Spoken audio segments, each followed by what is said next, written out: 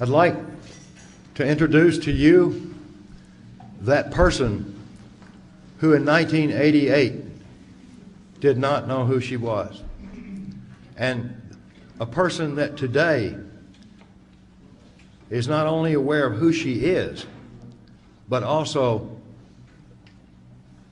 her purpose in this life.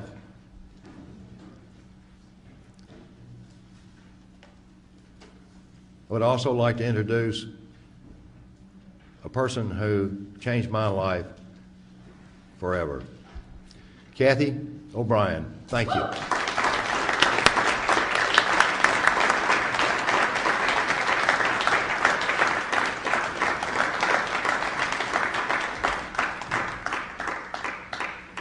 I'd like to thank you for coming out here this evening to arm yourselves with comprehensive understanding of mind control, because knowledge is our only defense against mind control. Knowledge is our only defense against it, which is exactly why it's being suppressed under the 1947 National Security Act. There's a small handful of criminals that are in control of our government and in control of our country, that are in control of our information, and they're suppressing pertinent facts such as mind control and hiding under the National Security Act. That's national security that's threatening the security of our nation when it allows for crimes against humanity like tortures to continue, when it allows for mass mind control mechanisms to go into place through social engineering that keeps us all warring with each other and not really understanding exactly what it is that's going on in our world. We all formulate our thoughts, our opinions, and ultimately our actions based on what we know. And when our knowledge base is altered, we're left to superstition, conjecture, and ultimately fear.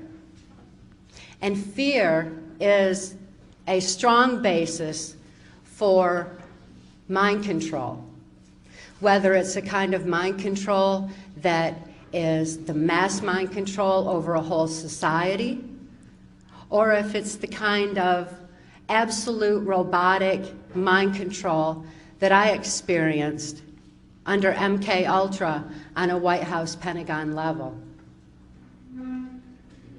I feel very fortunate to have recovered from my mind control victimization and to have a clear view of what's actually going on behind the scenes of what Adolf Hitler and George Bush termed a New World Order. It makes perfect sense to me what I'm seeing in society today.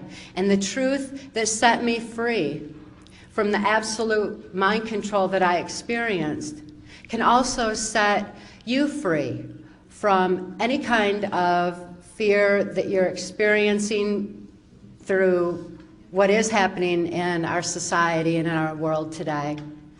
It can also free you from any kind of trauma that you've experienced in the past. It can also free you from information control that has left you wondering what in the world is going on today. I'd like to provide a comprehensive view of exactly what mind control entails based on my victimization in mind control and also my recovery from it.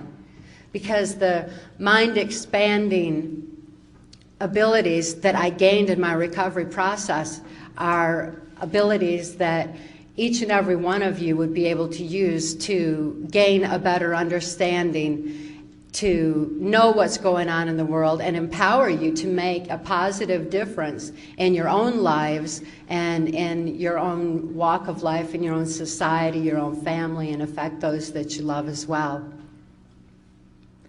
In 1957, I was born into a multi-generational incest-based family. My father had been sexually abused. His mother was a prostitute. My mother had been sexually abused, and her father was military intelligence and ran a Blue Masonic Lodge.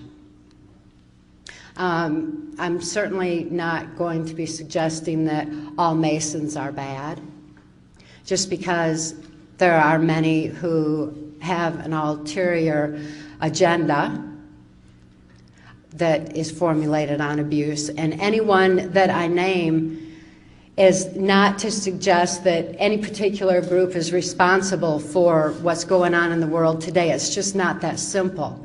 There's good and bad in everything, and it weaves in and out of society. And in my situation, I thought that the whole world was involved in abuse. And as a very young child, I had hoped that there was some place in the world where people didn't abuse their children. I thought that perhaps that could actually happen because that's what I felt in my heart. And yet, with my whole environment saturated and my view was narrow to my own environment, I lost hope that there was a place where people didn't abuse each other. The sexual abuse that I endured as a child began at a very early age. And it was before I could actually think to understand that my father's sexual abuse was bad. I couldn't judge morally what he was doing was wrong in any way whatsoever. But I did endure the pain and suffocation of his abuse just the same.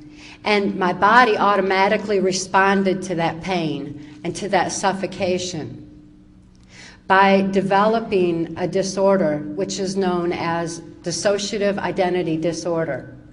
This disorder was formally termed multiple personality disorder. And the International Society for the Study of Dissociation has finally come out with better information on how to recover from trauma and have redefined the disorder as dissociative identity disorder, because multiple personality disorder is a misnomer. I didn't develop multiple personalities. I had one personality that was just totally shattered from the abuse. When trauma occurs that is too horrible to comprehend, the mind compartmentalizes that abuse. So by compartmentalizing off that abuse, the rest of the mind can function normally as though nothing had happened.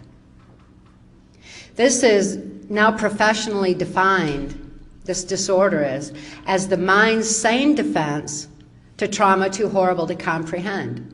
It's not something that as a very, very young child I thought to develop and used as a psychological protective mechanism. Instead, it's what my brain automatically did in order to deal with the extensive abuse that I was experiencing. My father may not have been aware of the effects on my brain that his abuse was causing. Not until much later, when his sexual abuse used as expanded into child pornography. He was supplementing the family income with proceeds from child pornography he was making of me, and this child pornography was being sold through the local Michigan mafia child pornography ring. Well, back then, this was just right around the age of 6, so this was like now into the early 60s. And a local politician was actually sanctioning this child pornography ring in order to target children like myself for MK Ultra mind control. Because it was well known that any child that was so abused to be used in child pornography would be suffering from this dissociative disorder. This disorder is a a prime basis for mind control, as had been learned through the Himmler studies on multi-generationally abused children. In the early 60s, Project Paperclip was in full swing. The Nazi and fascist scientists had been imported into the United States, were put into key positions, and information was gleaned from them on what Adolf Hitler was using as mind control in Nazi Germany.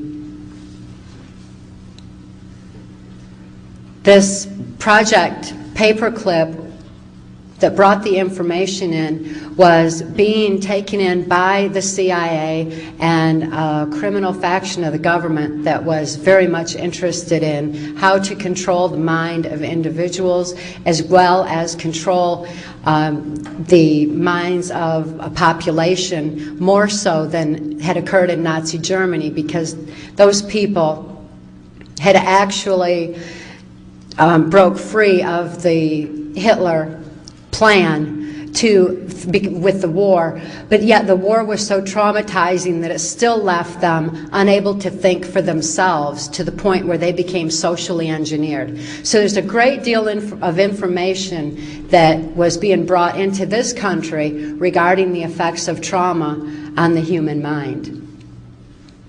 A local politician that was sanctioning this child pornography ring was associated with my grandfather's Blue Masonic Lodge.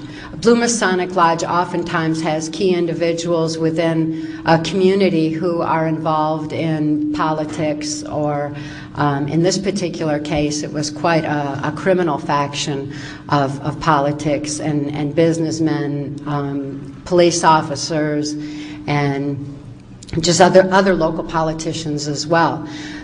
When this one particular politician came to my father and told him he could receive immunity from prosecution if he would sell me into MK Ultra mind control, my father was thrilled.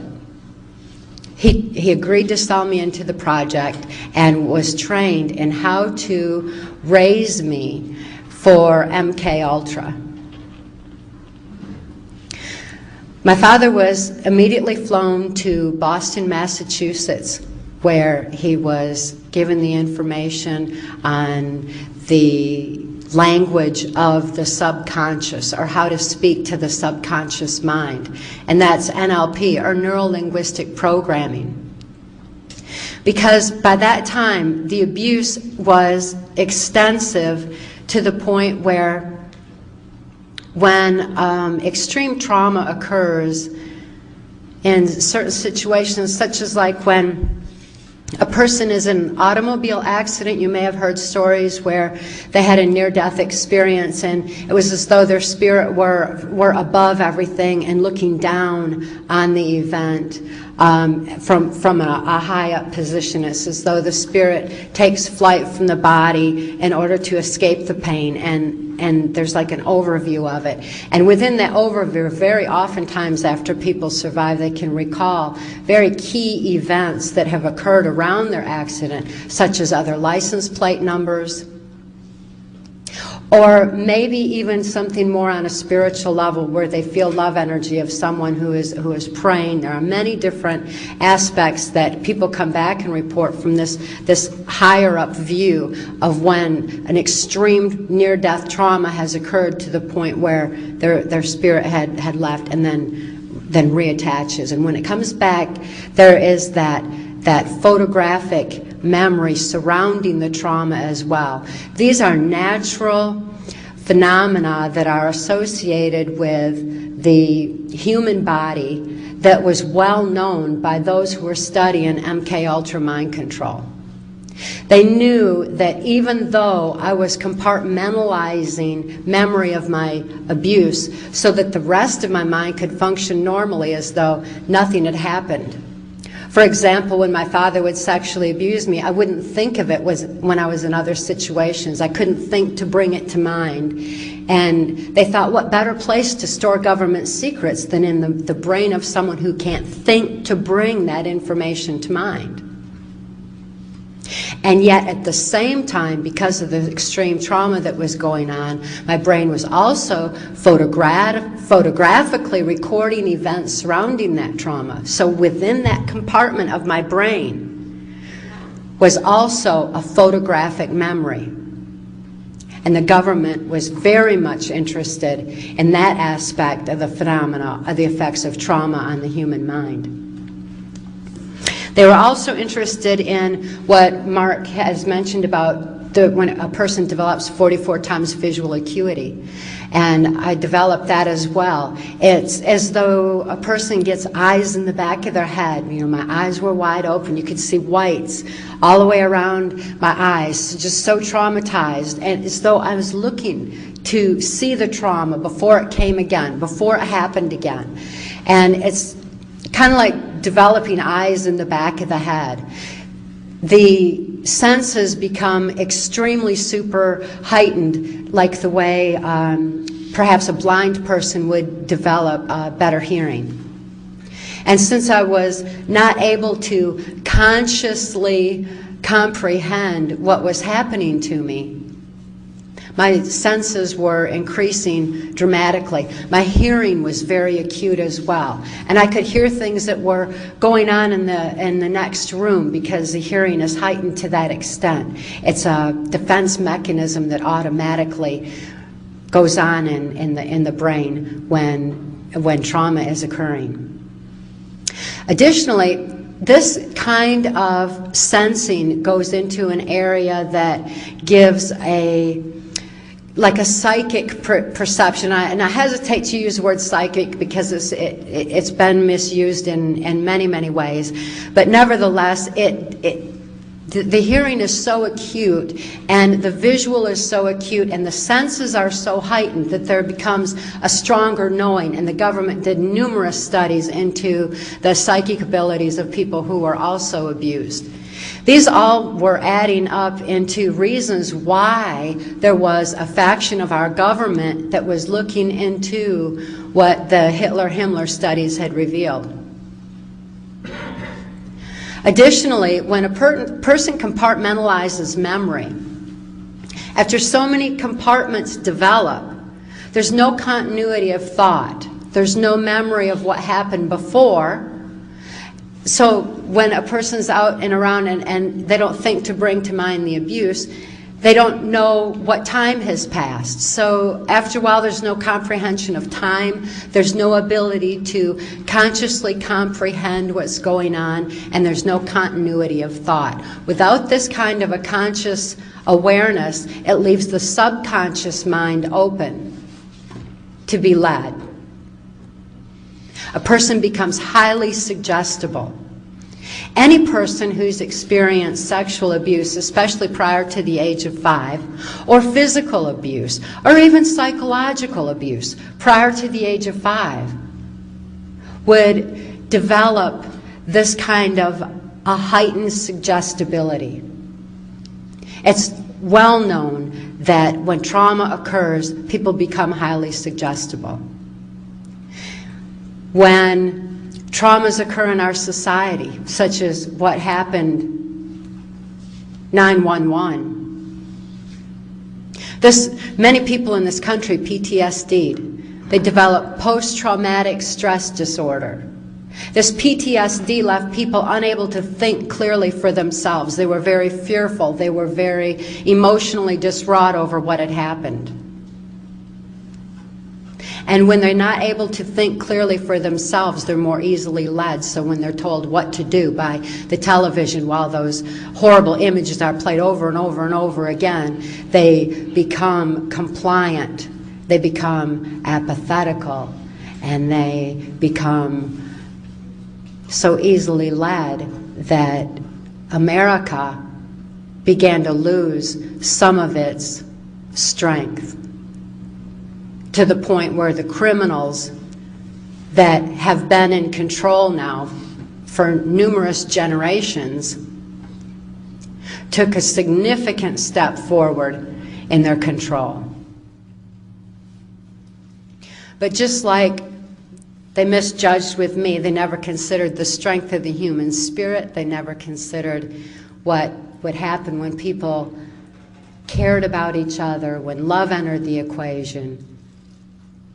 And that has caused people to stand, and a lot more people are awake and aware, and it's making a profound difference. It's certainly the cause, ultimately, of my recovery. But they weren't aware of any of those aspects back then. All they knew was exact scientific formula for exactly how to control someone and what happens to the brain when a person is severely traumatized. They knew that if a person didn't have any continuity of thought or any awareness of time, that they would have extreme physical endurance. Because when a person does something real exhausting and real extensive for a while, completely forgets about it, the brain doesn't signal the body to be tired, and it's as fresh as it was before it had gone through all the strenuous activity leading up to it.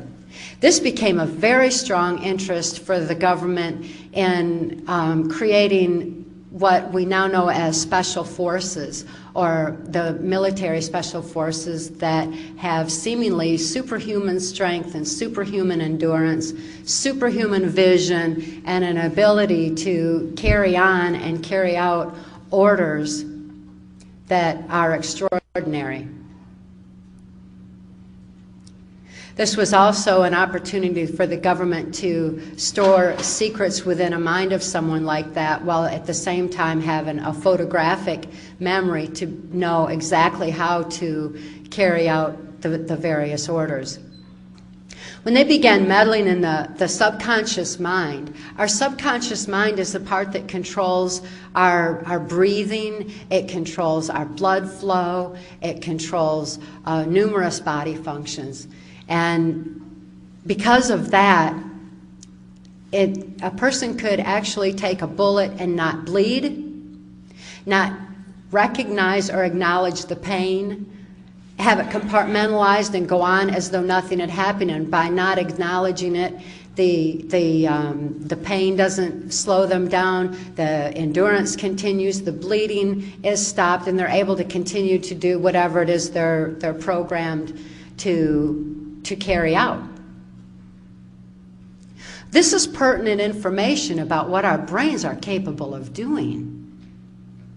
Just because the criminals that are in control of our country right now and in control of our information, who have suppressed these pertinent facts from the American Psychiatric and Psychological Associations and from the mental health community as a whole, but most of all, they've suppressed this information from you and I because we have a right to this information. We have a right to know that our brain is capable of these kind of functions, because if someone can reach in and control the subconscious mind using the language of the subconscious and trauma, what can we do with the realization that we have that capacity within our own brains? And have it spirit-driven and driven by our own choices, driven by love, driven by compassion. It makes a powerful difference in our own ability to heal ourselves when we can regulate our own blood flow, when we can regulate our own breathing. And if we can affect those kinds of aspects of our body, we can also regulate other aspects of healing that are essential to our own living, especially these days, because more and more we're seeing where our medical system is significantly eroded for financial reasons, by insurance, by doctors who are controlled by the drug companies. And also because we're so financially devastated, it's very difficult to be able to just simply afford medical treatment. So to know that we have these capacities in our brain is essential today, now more than ever. And it's really a very positive aspect of learning about mind control, about learning how our brains can actually function. But back in the early 60s, when I was growing up, and the government was looking into these mind control abilities, And my father was flown to Boston because the Catholics had also long since learned the effects of trauma on the human mind through the Spanish Inquisition, through the Crusades. They knew how the mind responds to significant trauma. Combining the Hitler-Himmler research with what the Catholics had learned and taking it into a new level through the CIA and through the technological advancements that were beginning to come forth in society. We had television then, which was having a strong impact on people and gave them an ability to implement mass mind control far stronger than Adolf Hitler ever could do. And also through the music, because music was coming on so strong then, and it was learned how harmonics affect the brain function as well. It's like when you hear a specific song, and you can remember something that had happened the first time you ever heard that song. I've heard people say that quite often. Well, I remember what happened. Remember when we were in the car and the song came on, and remember how we fell in love to that song. I mean, people remember certain events with music because the harmonic vibration that affects the neuron pathways of the brain and allows for the song lyrics to go in deeper. So harmonics were coming on real strong as well. My father's role, since he was he only had a 6th grade education, and he earned his living as a worm digger up to that point, and was supplementing the family income with child pornography.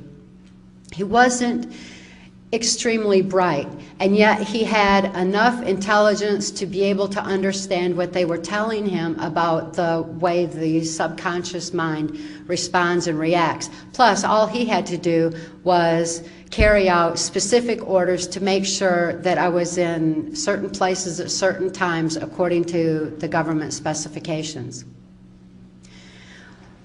The local politician that had approached my father on selling me into MK Ultra Mind Control was Gerald Ford. This is the same Gerald Ford who went on to become the unelected President of the United States. Gerald Ford's political career escalated significantly, and since I was in MK Ultra Mind Control predominantly under Ford back in those days, then my victimization rose proportionately until I was used on a White House Pentagon level during the Reagan-Bush administration. But nevertheless, Gerald Ford was very much instrumental in bringing mind control not only on an individual basis, but also on a mass mind control level as well, particularly by the time he was in office of president. Consider that Gerald Ford's presidential cabinet included George Bush as head of the CIA, Donald Rumsfeld as Secretary of Defense, Dick Cheney as Secretary of State, Jack Valenti as his press secretary. Of course, many of you know Jack Valenti is head of the Motion Picture Association of America. And he, along with a small handful of corporations, control our medias and decide what information we can be privy to through the television and through the arts. So Jack Valenti's influence was also very strong back in the Ford administration. I name these names so that you can understand who these people are, because they're the same ones over and over and over again. And people have forgotten to connect the dots to realize who these people are. When we get new people in office, consider, where did they come from? Who are they? What did they do? Like our new Attorney General. Our new Attorney General was an attorney for Enron. Our new head of the CIA has said that no one is allowed, he has mandated already that no one is allowed to say anything against this administration, the Bush administration that's in right now, or to go against their orders. The new Attorney General, the first thing he did was denounce the Geneva Convention, believing that in these times we should allow for torture. It's not like they haven't all along, it's just they used to do it more secretly before it came out recently.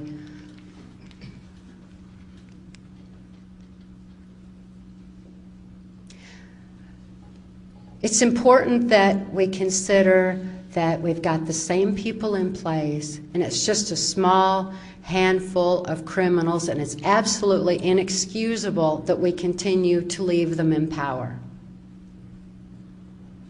After my father came back from Boston, Massachusetts,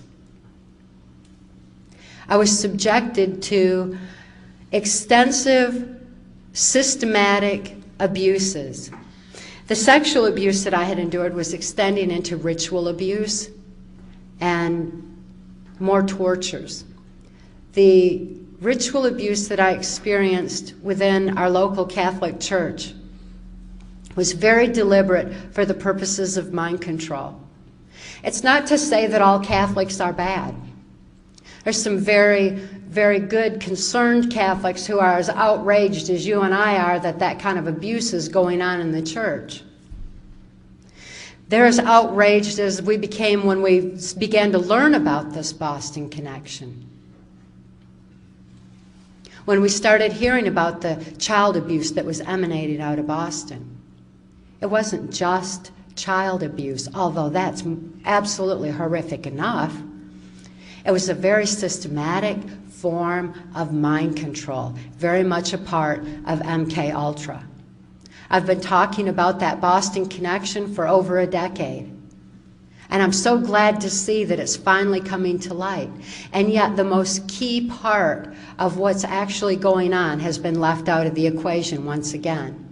Mind control, understanding mind control, gives us a comprehension of what we're actually seeing and gives us an understanding of numerous aspects of not only what we're seeing in society, but on a global scale as well. Because it's the common thread that ties everything together. It's that last piece of the puzzle that pulls the whole picture into focus where we can actually fully understand what it is we're seeing. Because once we understand it, we no longer have to fear it. We're no longer left to superstition. We're no longer left to fearing what's coming next, what's coming next. Instead, we know. We know exactly what's going on, and we can think beyond what we're being told. We can think beyond what the media allows us to know. We can expand our thinking and learn to stand strong with a strength of spirit and soul conviction to make a positive difference in our own lives and in our own little areas of society. And ultimately that will expand further and further and further. But it begins with awareness. The abuse that I was enduring under MK Ultra mind control was so extensive that I lost all my awareness. I lost my ability to reason. I lost my ability to question anything. More and more, I could only do exactly what I was told to do with no ability to hope anymore, that there was someplace. Not only was my whole environment saturated with this abuse, but I couldn't even think anymore to hope that there was some place where people were kind. I began losing my ability to think from about the age of 6 on, and it was quite an extensive progression over the next several years. This included going to the governor's mansion in Mackinac Island, Michigan. At that time, George Romney was the governor of Michigan, and he was very much interested in taking a powerful form of mind control gleaned from the Catholics, taken from the CIA and the Hitler-Himmler research, and also into the technological advancements, and put it into his Mormon church. George Romney was very active and very high up in the Mormon church, and they could foresee that as a strong opportunity for being able to lead people in a religious way.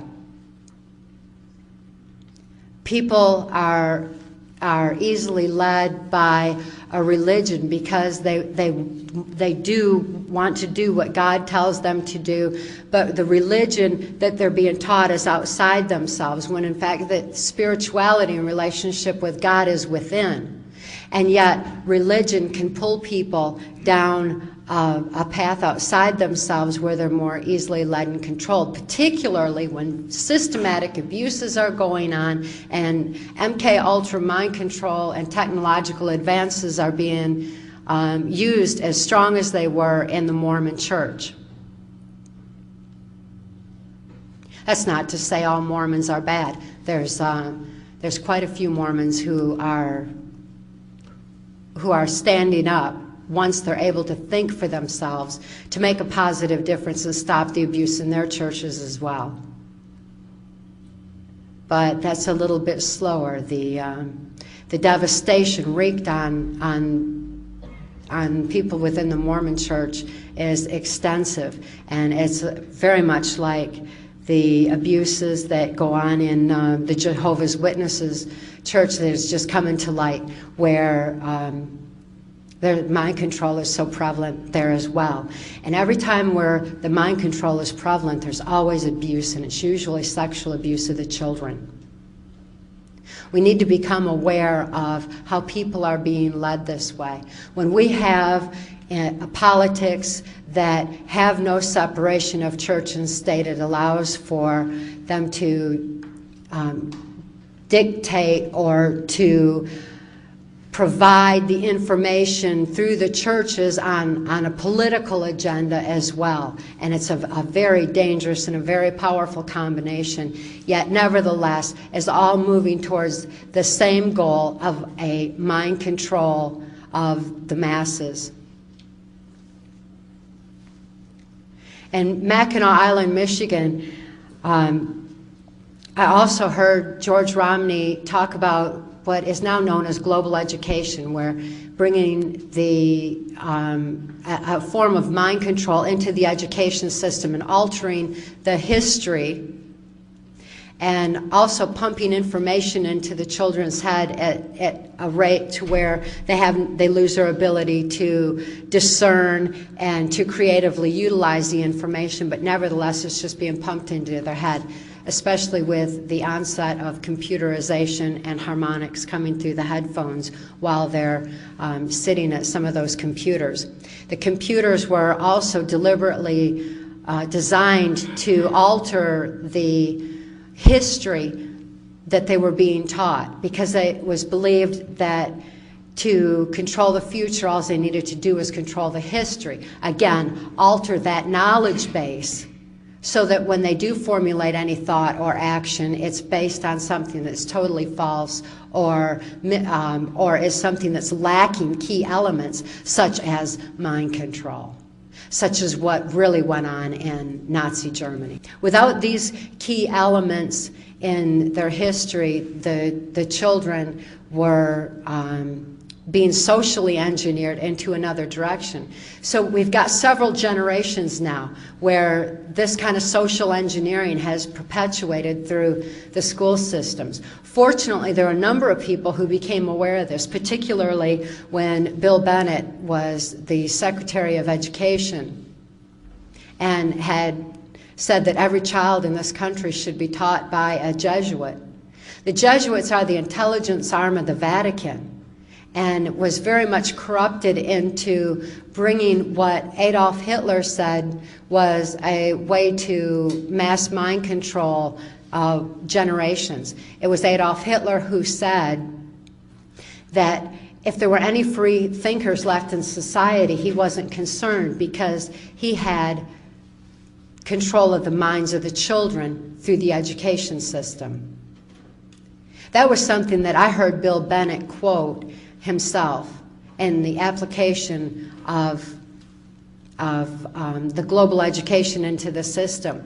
My experience in MK Ultra, once it was on a White House Pentagon level, included working under Bill Bennett, which was how I was privy to that information as well. And I had seen it as a young child in Mackinac Island, Michigan, when it was first being implemented by George Romney. Michigan had soared to the top of the education system back in those days, and now of course we've had the global education just permeate through our schools.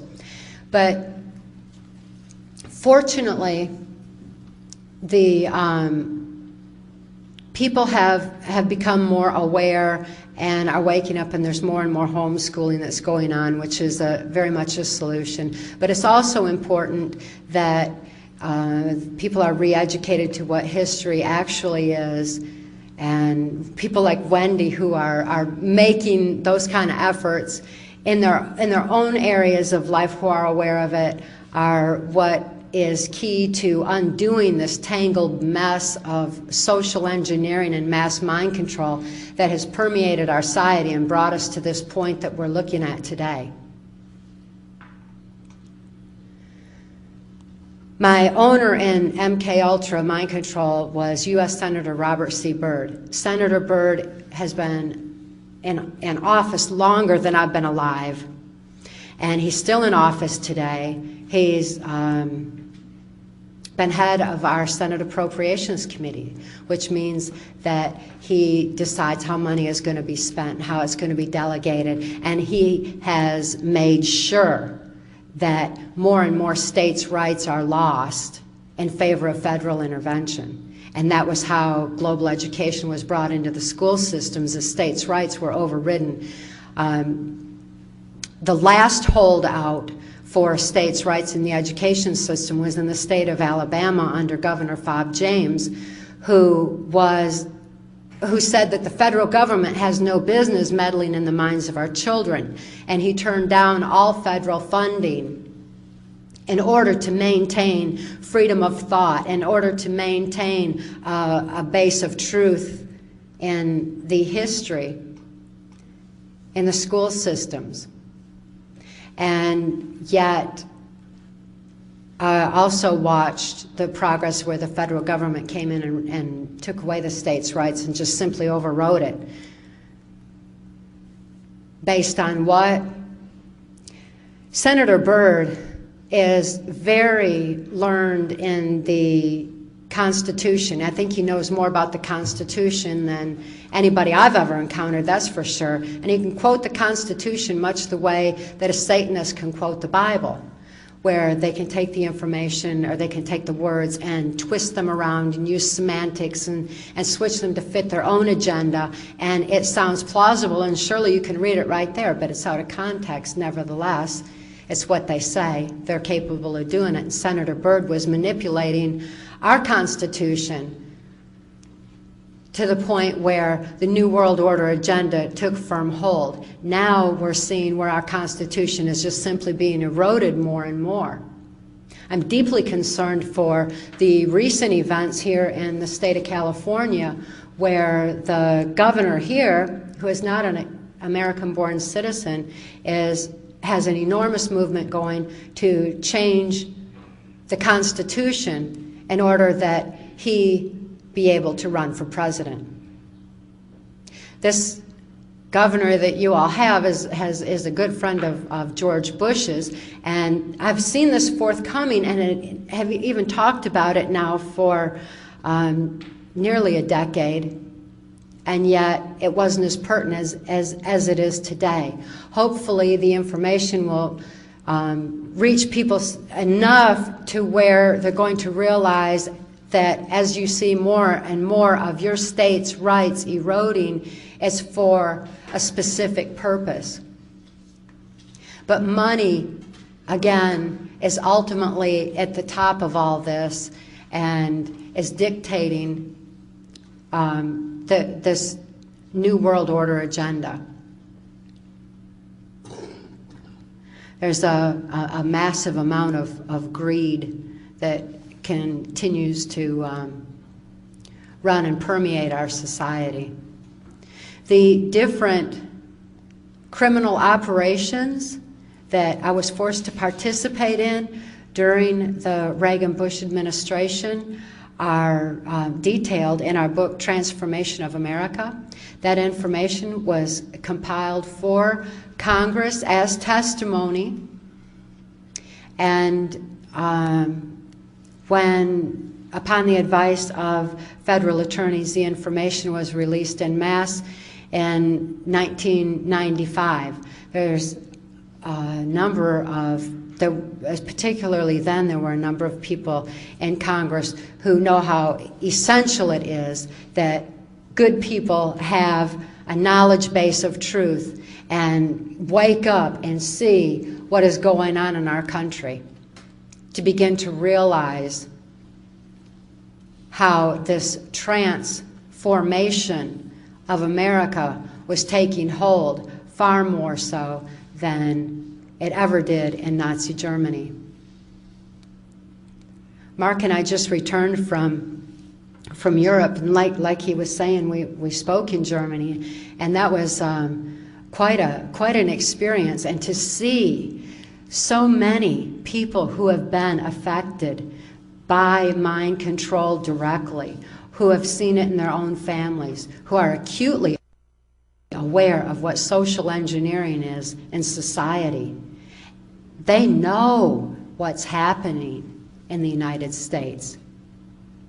They've been talking about it for years that I'm aware of, particularly on the education aspect, because it was exactly what Hitler had implemented, and they were recognizing it. They were also recognizing the erosion of our medical system and how we were becoming more and more financially dependent in this state, and losing more and more of our individual rights to information control.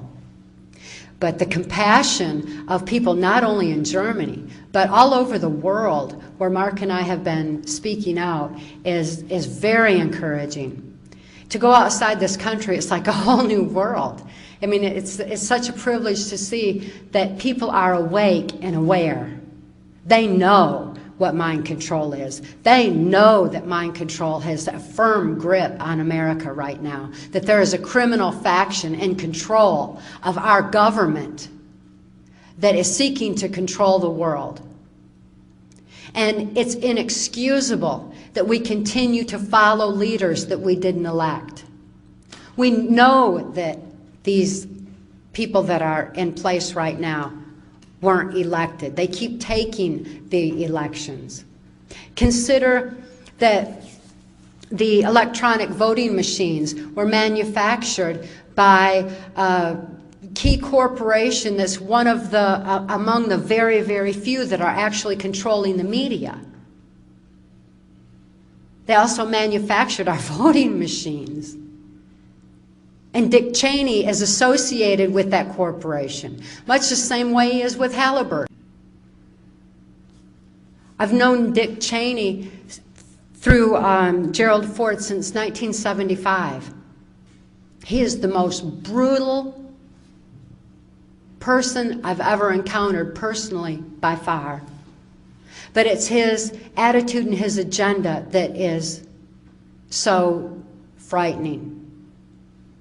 Who we have in position of president is a figurehead, the spokesperson, which is why back during the Reagan-Bush administration, while George Bush and Dick Cheney were running running everything from behind the proverbial wizard's curtain or behind the scenes, then Ronald Reagan could be up front and say what they needed him to.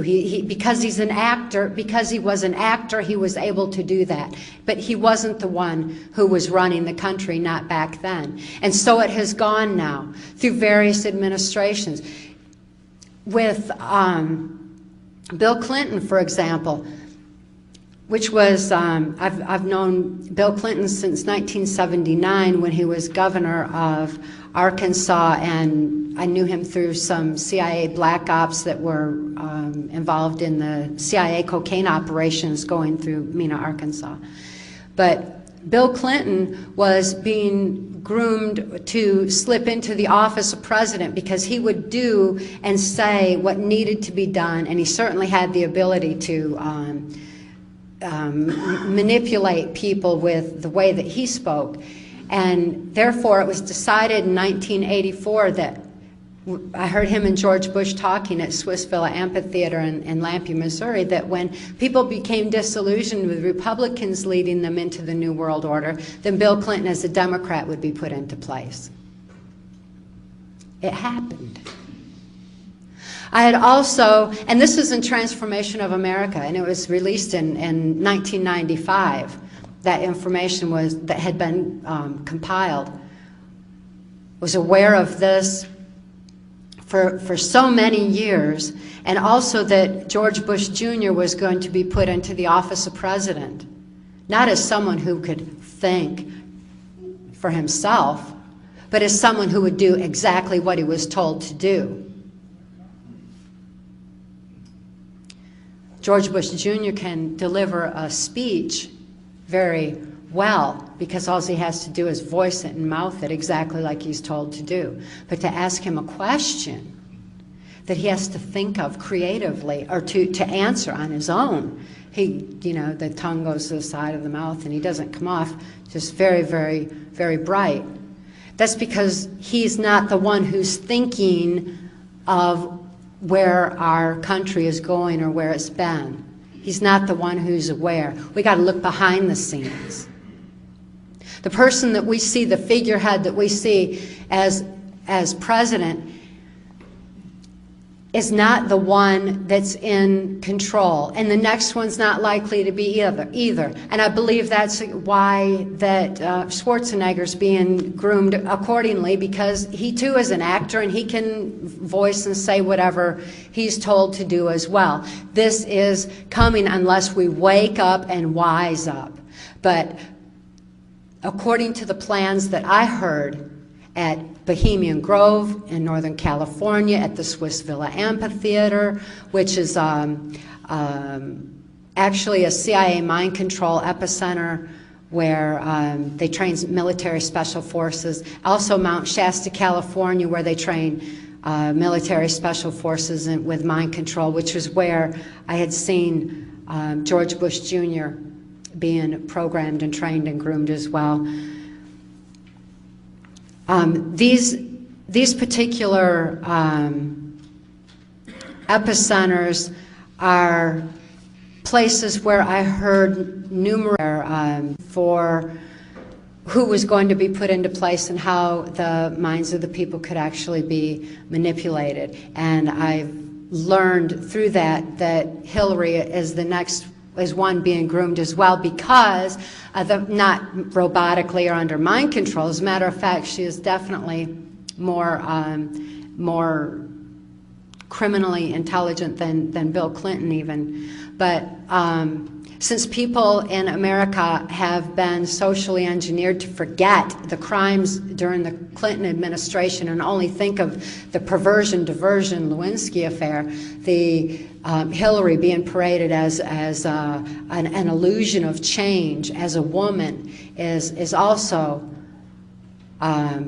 forthcoming. So those are two very key people that are being maneuvered into place as well. We need to become aware of this. We need to learn to expand our thinking and realize what is going on. Because when you go outside this country, it's accepted knowledge that our president as under mind control. It's accepted knowledge that Dick Cheney is very much in control, and that George Bush Sr., his closest friend and comrade, has been for a long time. Those are two key people at the top of this pyramid of power that I'm aware of. And it's essential that we realize they've been in power for a long, long time, and it's inexcusable to leave them in anymore. It's inexcusable to keep following these leaders we didn't elect. So what can we do about it? That is very much a motive behind Mark and I releasing our most recent book, Access Denied for Reasons of National Security. It contains much information on healing. It includes the exact formula, step-by-step, of how I recovered from my extreme mind control victimization. That same recovery methodism that set me free can set everyone free to be able to break away from the social engineering that's been put on society, to where a person can learn to expand their thinking a bit further. After Mark rescued my daughter and I in 1988, and he gave me a formula for deprogramming that I was able to use to deprogram myself. The first thing he did was strap a watch to my wrist and tell me to watch my watch, because I needed to have an awareness of time. With an awareness of time came a conscious awareness, or an ability to begin to monitor my own actions. With awareness came responsibility to follow my own will. But I know from personal experience that without free thought, there's no free will. And without free will, there's no soul expression. Just like I mentioned how my spirit had taken flight to that safe, loving place that was just so removed while my body was tortured to carry out the will of others. I needed to have that back in order to be able to stand strong for what I believed in, to be able to implement my own free will, and to be able to think for myself in order to realize what had actually been going on all those years of my life. Because when Mark rescued me in 1988, I was totally amnesic. I didn't know who I was, where I'd been. I didn't know how old I was, what year it was, until I began remembering what had happened. And because I felt safe for the first time in my life, and because I felt love, I was having memory flashes that were just flashing on my mind constantly, much the same way that people who are sexually abused oftentimes have those memories begin to break right around age 30, because our bodies have numerous changes that are going on at that time, where the neuron pathways of the brain begin to change and memories begin to come forward.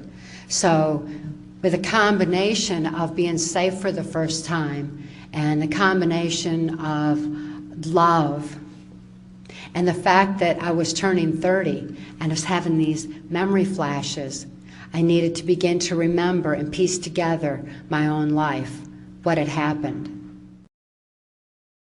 What had happened was so emotionally incomprehensible that it took logic in order to begin to comprehend it.